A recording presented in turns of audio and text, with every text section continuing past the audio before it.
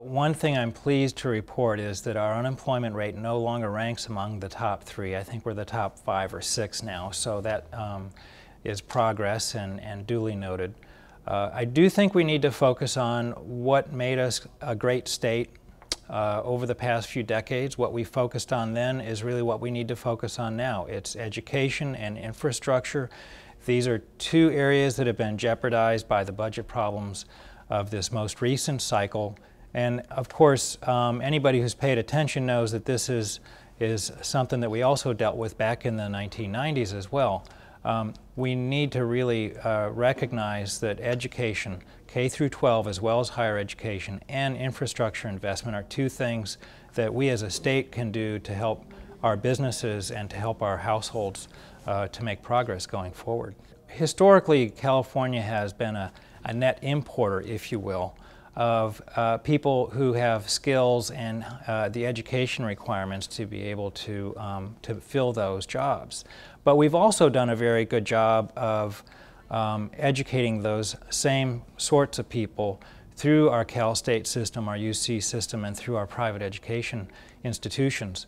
I really think that we need to recognize that those are very important conduits, not just for matriculating people through an academic program, but these are people who will become workers in various capacities throughout the economy. And so the better we can establish a linkage between the academics and the job needs, the skills requirements for employers, I think the better off we're going to be over the long term.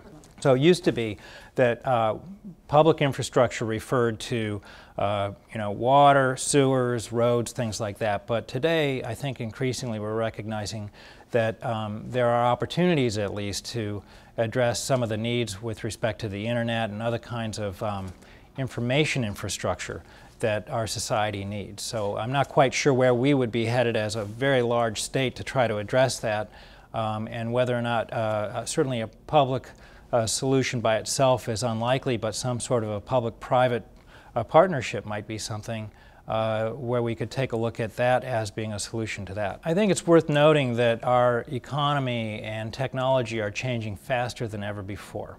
That the people who are going to be taking up jobs 5 and 10 years from now are being educated, but those jobs don't exist. So we can't possibly train specifically for those jobs. So we have to create a very versatile workforce, and we have to create a set of surroundings that are going to enable that workforce to succeed and thrive.